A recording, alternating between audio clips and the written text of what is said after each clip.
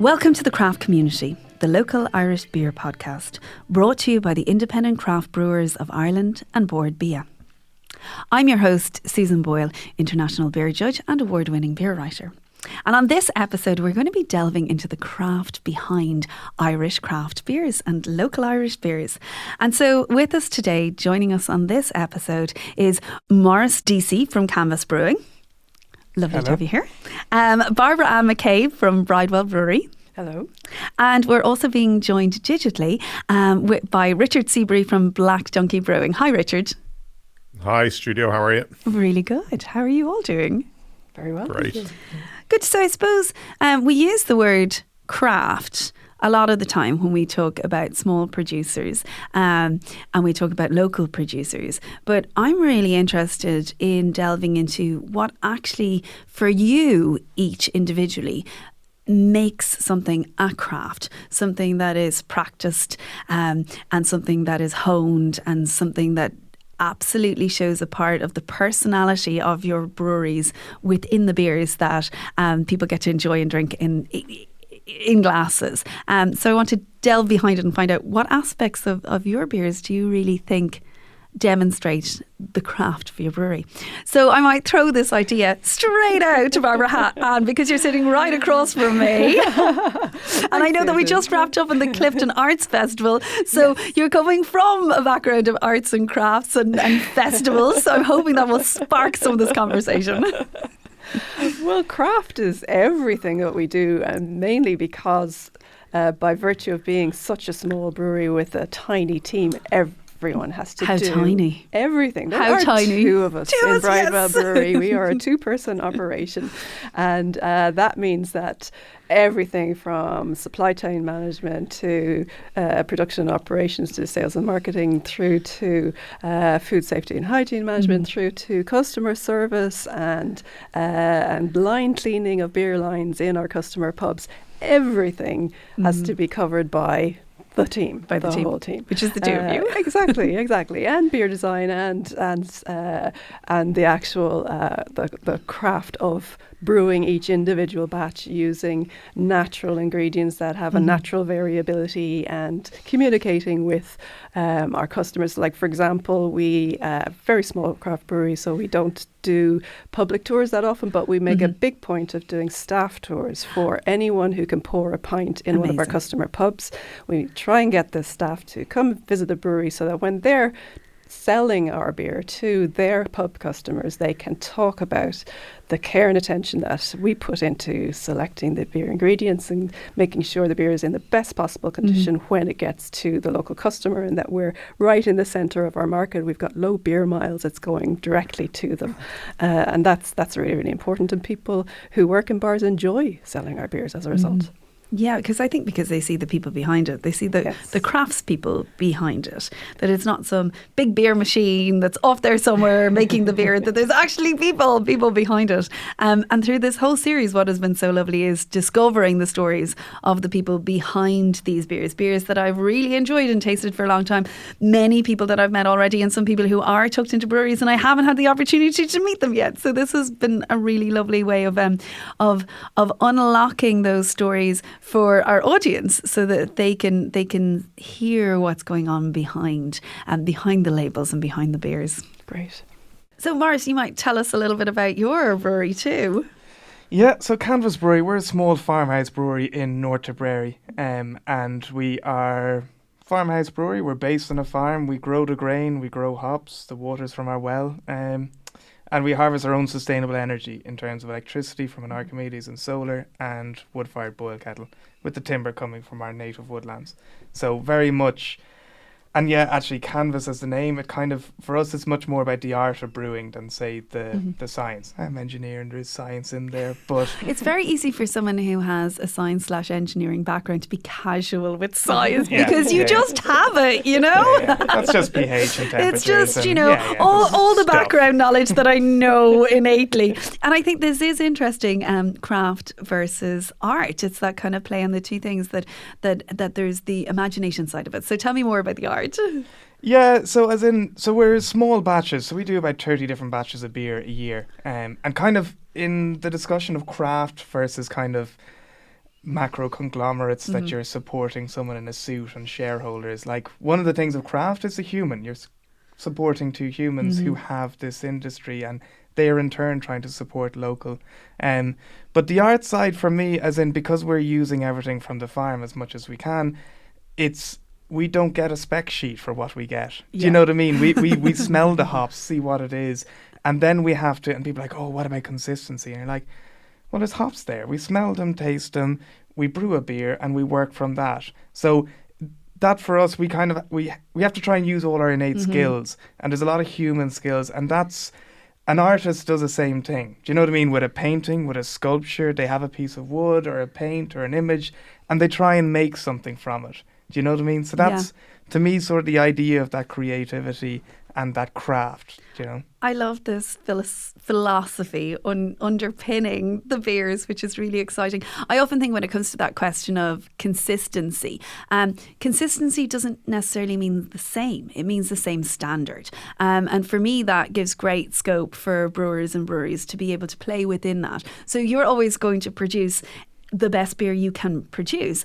But of course it might taste different. Sure, every strawberry I pick up or every apple I pick up is going to taste slightly different to the one beside it, you know? Yeah, and depending on the season, if you pick up a strawberry in the middle of winter, it's different. You should not be eating the strawberries in winter. Compared to a Wexford strawberry when it's ripe and fresh. Do you know? And it looks like a strawberry, but it doesn't taste like a strawberry. Do you know? So there is that seasonality. And that's, look, in wine, people accept it. There's the year on the wine. Do you know what I mean? And they know it's the same place that made it, same person, but it's a different vintage. So that's, because we're a farm and we're malting ourselves, that's something that down the line we're going to start putting the year the grain was grown. So that it's like, you know, because people are like, oh, but each year the grain will be different. It's like, yeah, exactly. That's the point. Do you know, if you want uniformity and blandness, there's plenty of it out there.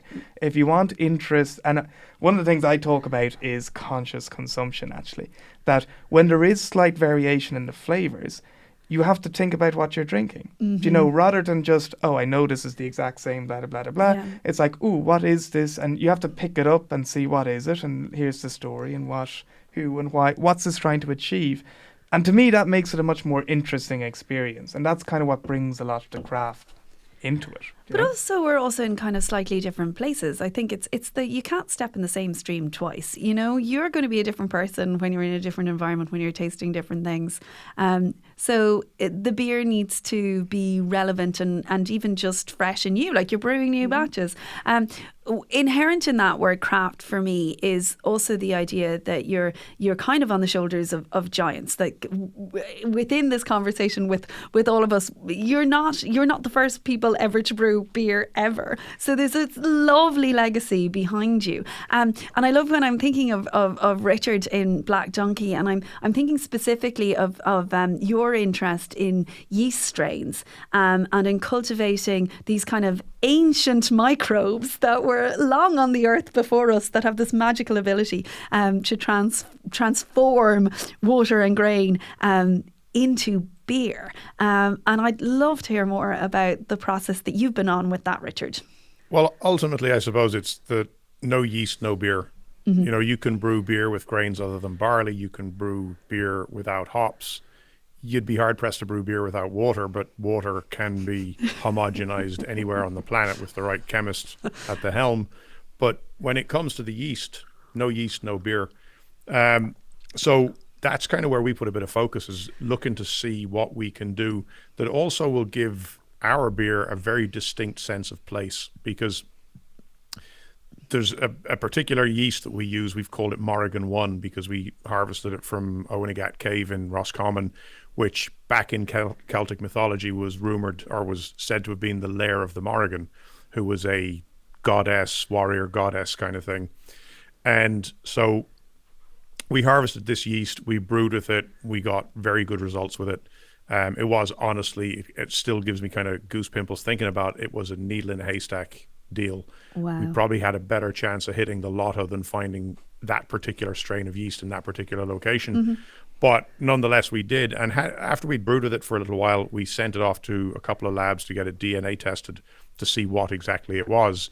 And out of a database of about 30,000 known brewers' yeast strains, it didn't match any of them.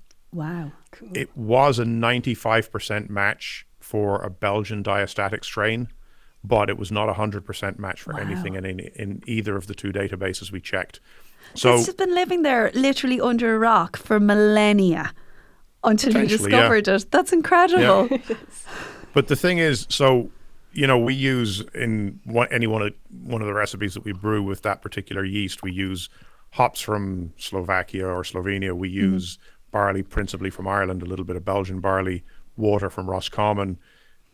All of those ingredients could be homogenized and standardized and used anywhere on the planet, but not the yeast, because that yeast is uniquely and individually ours, and very much, I dare say, down around the farm around Canvas or around Clifton. It's a coastal environment. It's a different environment from this. There's almost certainly different strains of yeast lurking there that have never been used, at least never been used intentionally. It's entirely possible some homebrewers have had infected beers because, you know, their sanitation wasn't up to snuff. Yeah. But different environments will yield different yeast, and there's an absolute myriad of yeast strains out there just waiting to be discovered. Now, maybe 1% of them will be a viable strain for commercial production.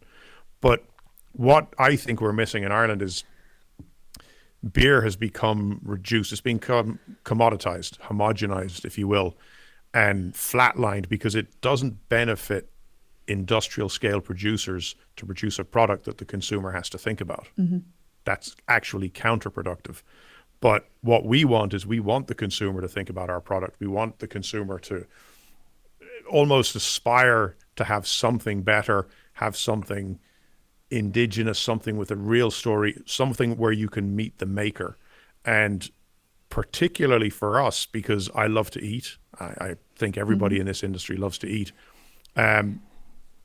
we would like to produce a range of beers or a series of beers that would at least replace some of the imported wine that finds itself on every dining table in the country. Yeah, I think bringing beer to the table, literally, is a wonderful thing that we can do here because we can make it here. And absolutely, wine has its place. But if you can drink something from the land with eating a meal from the land too, there's just a lovely synergy with that idea of what grows together goes together. You know. Yeah, and I think the thing as well about when you get outside of that homogenous world, it does require, as in, I think, well, particularly for us when we have so many different beers, it does require consumers to kind of look at it, read it, see in terms of eating what meal would go with this beer. Do you know what I mean? So it does bring a little bit more complexity to it, but to me that's sort of interest, as in what would work on a Friday evening, what would work with a steak, or what would work in these different conditions. Richard's answer is Saison works with all of them, obviously. Well, he's not far wrong. Beer for all occasions. I think I always think there's this this idea that so many different kind of beer styles and different I suppose maybe challenges in people's glass if they're not as familiar. People we are humans and we are creatures of habits. So finding a way of breaking out of those habit patterns so that we can try something different, I think is really, really important. And I think local stories are a great way of doing that as well, because so in Bridewell Brewery, we'd had fantastic local support right from the beginning because of the story behind the name Bridewell, but also... Well, this you might have to just tell everyone who's listening about this then. Lovely segue. Well, Clifton is a relatively new market town. It was built in 1812 by a man called John Darcy as a trading town with a quay that was able to trade by sea there. And some of the big important things that happened was it became a district headquarters for the Coast Guard and the police, and one of the first important buildings built in the town was the Bridewell. And then later on there was a lot of economic activity and the railway came to the town in 1895 and then the Marconi wireless telegraph station came to the town in 1907. So all these things happened. But the Bridewell was in a prominent position on a hill in the town to show that the rule of law was going to, the rule of British law, of course, at the time, was going to be applied to to that whole district and that whole area. But the Bridewell itself is a kind of a prison or lockup, and it was modelled on the first ever Bridewell in London, which was one of King Henry VIII's palaces, which was given over to the state as a workhouse and a lockup for loose women and thieves, of course. And that model was spread throughout the whole empire, but it was called Bridewell Palace after St. Bride's Well in London, still there to this day. And St. Bride was, of course, England's name for Ireland's St. Bridget, and we like to call her the Irish patron saint of brewing, to bring it all back to the beer. So we built our brewery right next door to the Clifton's Bridewell on Bridewell Lane in Clifton, and that's where we took our name to call it Bridewell Brewery. How wonderful to bring it right back to the Irish patron saint of brewing, to brewing. I'm loving this conversation we talk so easily in Ireland about things that are ancient and modern at the same time. You know, microbes that we can see under microscopes, but also these ancient places that had these abilities to heal or to produce great beer in, because there was something magic literally in the air or in the soil. And looking at, I suppose, you're on a farm, Maurice, so you will see these kind of links to something ancient and something modern all the time. Yeah, certainly, because as in we're growing heritage grains as well to kind of go back to higher flavour grains and things like that. And even on the yeast side, we're kind of changing to farmhouse yeasts. Sorry, we keep our own yeast, but actually we've gotten Kavaic and Lithuanian farmhouse yeast. So this is with Joyeru, which is a Lithuanian farmhouse yeast, because there is these ancient traditions that yeast have been handed down from generation to generation, and that yeast, these Kavaic yeast strains go back like 800 years in completely separate line.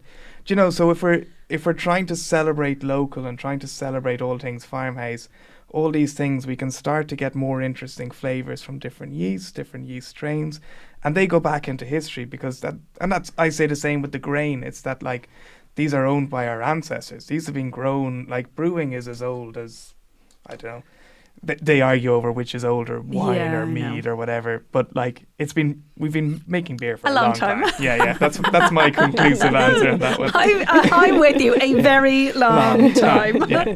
And also, it's interesting as human beings. There's a lot of talk about how we adapted to be able to process fermented products, and that's what gave us an evolutionary advantage as well.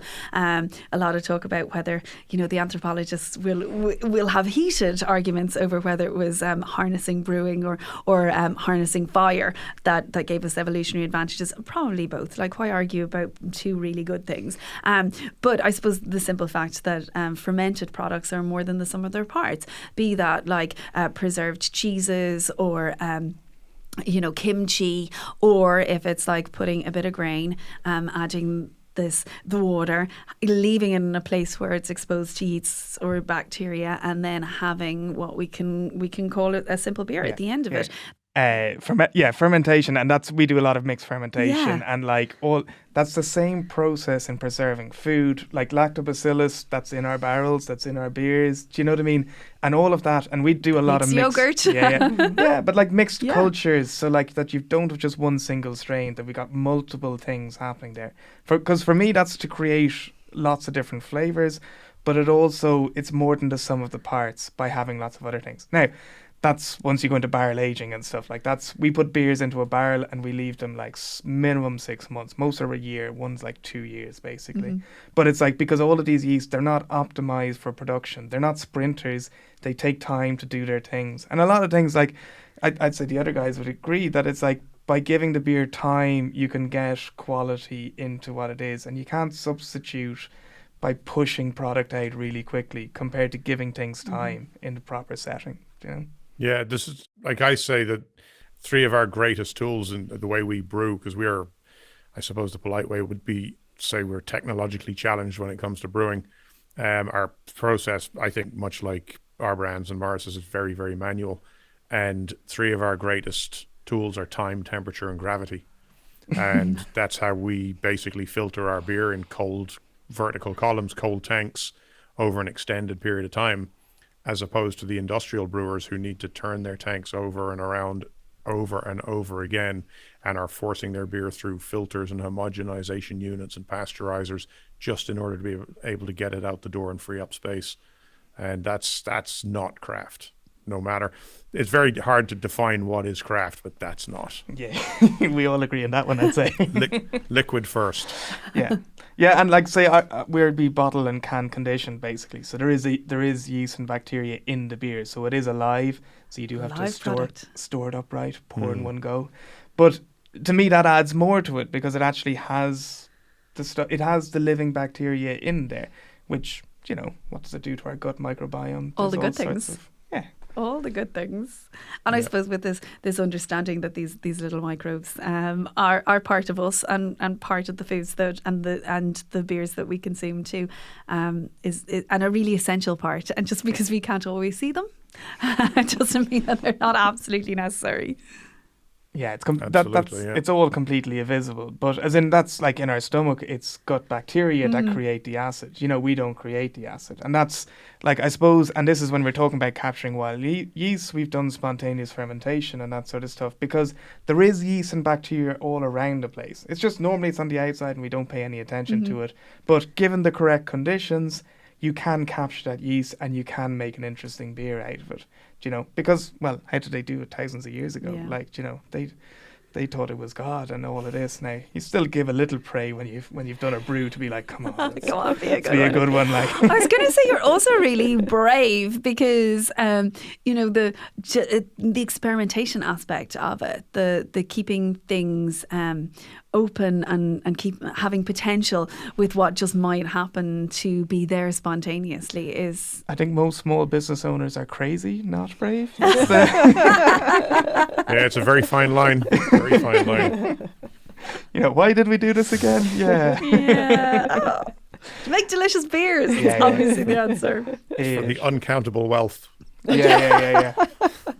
So at some point, maybe in this life or the next, you know, I'll do that Scrooge McDuck and dive into a room full of gold coins. Yeah. Although actually, that is one of the things that got me into brewing was listening to Grania and Metalman talking about a craft beer festival. And she was like, you know, we came back from London, set up the brewery, and then she was like, one of the little bits at the end, she was like, look, at the end of a week, at least we can sit around with our friends and enjoy a beer. And I was like, as a farmer, I was like, oh, I get that, because like there's some years that literally, you know, if everything balances, you're like, whew, we got through that one, that's safe, you know. So like to me, that there is a lot of that in it. And I think everyone has pride in what you do, you know, that you've created something and it's hopefully adding to the diversity and to the to people's enjoyment of what they do, you know? Yeah, I also like the idea that what I'm hearing is you just love making beer. And who wouldn't? And I think there's the opportunities with a product like beer. I suppose maybe slightly different to the farming aspect. You're seeing the end product. You're producing that end product, and then you're in a position to be able to hand that over to your distributor or to your company, and then to the joy of seeing it being poured somewhere else, and you're like, it's mine, I did it. That must be such a kick. Well, I always think it's the scariest moment, like, you know, because it's when I'm like some of the artwork, it's like when I brew, it's inside the brewery and it's spontaneous and all of that, but it's like when you hand it out into the public, that's the scary moment of like, it's not just me drinking it anymore. That's the customer satisfaction is it's unparalleled. I mean, we did a festival last weekend in Castlereagh to a completely unknown crowd. We had no idea what to expect, and the setup, as Barbara Ann and Maurice will confirm, setting up for a festival is not much fun. Breaking down after a festival is arguably less fun. But the in between 2 or 3 days when you're standing at a bar for 12 hours and your feet are hurting and your knees are hurting and that, but people are just coming back. And, you know, this particular festival was only about 2,000 people there. But the number of repeat customers we had over the 2 days of the festival was incredible. And people just coming back over and over again. And some local people who knew of our existence but had never consumed our beer before, and given a choice of 2 macro lagers in one bar or 4 craft beers from down the road in the other bar, decided to step out of their comfort zone and give it a try and came back over and over again. It was fantastic. Absolutely class. That's just wonderful to hear. That's a good win. Yeah. Because it Yeah. is, people need to step out of their comfort zone. You know what I mean? It is like, well, I'm always used to this. You know, can I try this? And sometimes people have like this connotation, be like, oh, it's too craft, or, you know, that wouldn't I'm be not for me. sure. Yeah. Oh, But actually, like, if you give it to them blind and then suddenly they're like, well, that's interesting. Like, you know, and it does require faith from people to go out and spend their money on something different, which is more expensive probably than the generic that's out there. You know? There is the dark side of the word craft in that it can put off some Can people. alienate It people, can yeah. alienate people because not all small produced beer is wonderful and fantastic. And if anyone has had one not great experience, that can flavour their approach for lots of other breweries that have nothing to do with that first beer. So, you know, that there is an extra barrier to get over that, which is a reality. But it's still wonderful to have people coming up on the street and saying, thank you for brewing these beers. You know, even you mentioned Clifton Arts Week was on last week, and someone who comes regularly just for that festival sought us out to thank us again for the beer that he enjoys every time he visits the country. Well, so it's lovely on to the get corollary of that, we had a local account here, a draft account primarily, and they had a few bottles in the fridge, and I gave them what I called some stunt bottles for display. So they were fully labeled bottles, but they're full of water, and in case they got stolen or knocked over or something like that. And one night, one customer was leaving at closing time, and he decided that he would take a bottle home to try it, and the bartender didn't realize the stunt bottles were stunt bottles, gave it to him, he took it home, and he came back in the next day and he complained, and he said, geez, he said, there's awful watery stuff that beer. And he was told, no, that was a bottle of water. It was a mistake. You shouldn't have been. It was only for display purposes. Here, have another one. And his response was, no, I tried it once. I won't be trying that again. Oh dear. Even after it was explained to him. This is stunt and you shouldn't be robbing it. Oh yeah, it should have been like, you shouldn't have robbed the bottle. I think No, he paid for it. He bought it. Oh, okay. Yeah. Oh no, it was on the up and up. Which is a pity. It's a shame. It is a pity. Like, you know? But it's one person. But I also always wonder, like, what's so wrong about tasting something you don't like? You know? Yeah. Like, what's like you if don't the know worst? till you taste it. But the worst thing that can happen to you is you get something you don't like, and so big deal. Like, let's then just realise that I don't like that. I'd like something else, and maybe have a conversation with someone about it, or find out what it is that you don't like. There's some element, and like that's like, we've a bunch of sour beers and stuff, and barrel aged beers, and I'm like, look, you need, like, have you ever had a sour beer? Do you know what they are? Because otherwise, like, it could be a bit of a shock. And like, smell it first, basically, to prepare yourself. Because some people are used to just like swigging, and that's their first bit. And I'm like, no, like, stage one of tasting something is smell it. You know, smell. Do you like this? Do you not? You know, because like, I'm not a fan of aniseed, like, or licorice. Yeah. So if I smell something at licorice, I'm going to be like, that's just not probably for me. not going to have the ouzo. Yeah. Do you know what I mean? It's like, yeah, you probably won't find an aniseed beer. That's one thing we'll probably not do. But do you know what I mean? And it's that process though of like, what do I like? What do I not like? And that introduction is so important of like, what is this here? Look, if you haven't had craft beer, try this one. This is a nice introduction, similar to something. And then you start that journey of exploration. But you don't start in a double IPA or something, or, you know, that's... And you also don't have to commit yourself to that beer for the entire rest of your life ever. Yeah. So you can have it like, right, well, I had this one craft beer and I hated it, and now I'm stuck drinking it forever. Yeah. No, like, how sad would it be if I was still drinking the same things that I was drinking even 5 years ago, let alone that moment where you taste a breakfast cereal that you think you loved when you were a kid as an adult, and it's like a shocking disappointment. Like, our palates change, and so the beers that we enjoy should change with our tastes and flavours and profiles, and also where we're drinking them. And we don't have to drink a whole pint of it either. Imagine that. And also, just don't let yourself be influenced by other people's opinions. A friend of mine posted, I'll never forget, because it was the best response I've seen. A friend of mine posted a picture of a Halloween pumpkin beer, which is not my cup of tea. I generally don't like beers with added spice. But what made this twice as worse was the rim of the glass was rimmed with Oh, probably more a combination cinnamon of and allspice cinnamon and nutmeg and all that. Like a margarita glass would be rimmed with salt. And I just went, what the? And his response to me was very succinct and simple. And he said, "Don't yuck my yum." Oh, you And I see? went, class. Yeah. I can't argue with that. Because we are different. And Yeah. I think that's it when we're talking about expanding people's palates and getting them to try different things. That sense of experimentation is what's Well, exciting. in Ireland, I think it's very interesting that the psychology of going to a restaurant and having a steak and not liking steak in one restaurant will not put you off having steak Very somewhere true. else ever again. But we expect pubs to all be the same. Especially for draft beer, and have so there's that extra barrier all the time to try and sell draft craft beer. And maybe that's a level of conditioning that needs to be challenged. But it's also accepted in like that black beer that is produced, that like there's pubs that it's good and there's pub, and that's celebrated, even though they spend millions on trying to get everything uniform. There's some that are like, and that's kind of known by a lot of people. Like, I remember being with a friend in Beijing, and he went to an Irish bar to get one. And I was like, man, we are so far away. Like, there is no way that's fresh or nice or anything. Like, and sure enough, it wasn't. And I was like, what did you expect?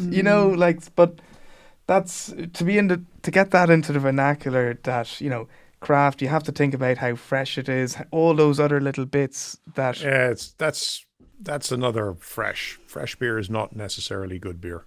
That's a crock of double IPA. So, like the cold chain, Richard? No, absolutely. How's your New England IPA coming on, Richard? Yeah, it's going the direction all New England IPAs should be going. It is a valid point, but it's been applied universally across all craft. Yeah. And Maurice was just talking there, and I can echo his sentiments. We bottled a beer recently that's been in barrels for 2 years. Amazing. And even if I gave you that bottle 5 minutes after it was bottled, it's flat because it hasn't conditioned. But 2 weeks after it's bottled and it's fully conditioned, at least carbonated, I can say, here's fresh beer. How can I say that's fresh beer when it's been in a barrel for 2 years? Yeah. And we've got another one coming that's been in a barrel for 3 years. So fresh is applicable on certain styles and certain flavor profiles. But when I hear, and I'm guilty of using it myself, fresh beer, it's only brewed down the road. But like a bottle of Sheep Stealer, our signature beer, is probably getting into its stride about 6 months after packaging. And 2 years after packaging, it's class. Even 5 years after packaging. Particularly when it's can or bottle conditioned, you know what I mean? Like that, it's still alive and it's improving. That it's like, fresh beer is for a certain style of sterile beer, or New England IPA that the hops are floating in it, whatever. I'm not a huge IPA producer either, but it's like, so certain beers age brilliantly, do you know what I mean? But then you don't want to get a fresh like New England IPA and try and age it for a year and be like, this 1 year. It's like, no, that So once it's we're about, aging, I suppose, just knowing about what fits a style, because I'm sure you've been to those nerdy situations where people will be ordering a Belgian beer and will ask for everything that the person has in every fridge so that they can check if it's a new one or an old one, because they want to contrast an older Orval with one that's like newer. You know, those kind of and it is interesting to just realise that, I suppose, part of the craft that you're creating and making is realising that the time is a really essential part of that process. Be that the time that you spend producing the beers, be that the time that you spend even thinking about the beers when they're just fragments and thoughts in your imagination before they've actually been realised, to understanding the time that it takes to produce that, to physically make it, and then when the timing of when that beer is released. And then there's another time factor, which is when people are drinking it. So at what occasion and how are they celebrating this? The time is something that's really in people's minds when they're thinking about craft. Yeah, actually I got sent a photo of the Sunday Cuddle, one of our first versions, and someone was having one. So it was like 3 years old, and they were just like spot on awesome. Because I'm like, after 3 years, it's a 10% beer. It can, it can hold brewed in a its own. barrel, 10%, it'll keep aging and continue to improve. But like a real light beer, you don't want to age it. But that's part of the fun and the joy, is once you realise that it's not just a static product, this is a live product, and you can age it and you can treat it differently and you can do all of that. To me, that makes interest. Do you know what I mean? That's it's not just uniformity and blandness, you know, that is interesting thing to take on. And to play on your canvas idea, Dum-dum. you have a palette and a physical palette that we're tasting with, but also a palette of different things, like different colours for an artist to be able to pair at different moments or different times, and that's really exciting within the craft of craft brewing and with what's happening in Ireland. And I think when, like, okay, I'm definitely in a niche, probably of the niche, but like it's once you know you're there, own it. Yeah, but it's like when some people like talk of like a really great beer. It's like, oh, I can always have it, and it brings me to a happy place and everything. And you're like, that's great for you. That is your own experience, your own palate, and it brings you back to a happy place. I love this idea of being so committed to the craft of brewing that you're also mindful of the environment that you're in and the place, the built heritage. Because sometimes we often think about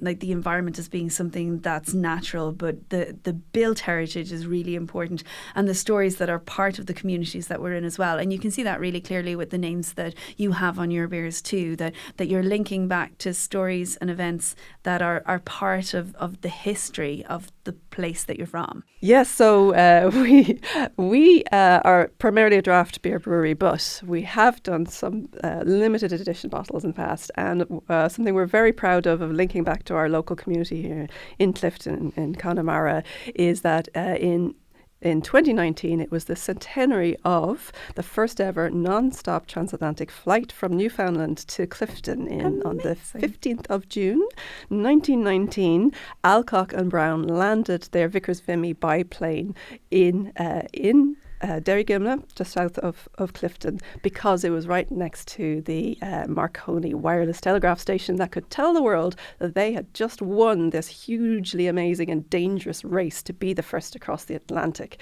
Now, they did that 28 years before Charles Lindbergh did the first solo flight. And when Charles Lindbergh landed in Paris, one of the things he said to the welcoming crowd was that Alcock and Brown showed me the way.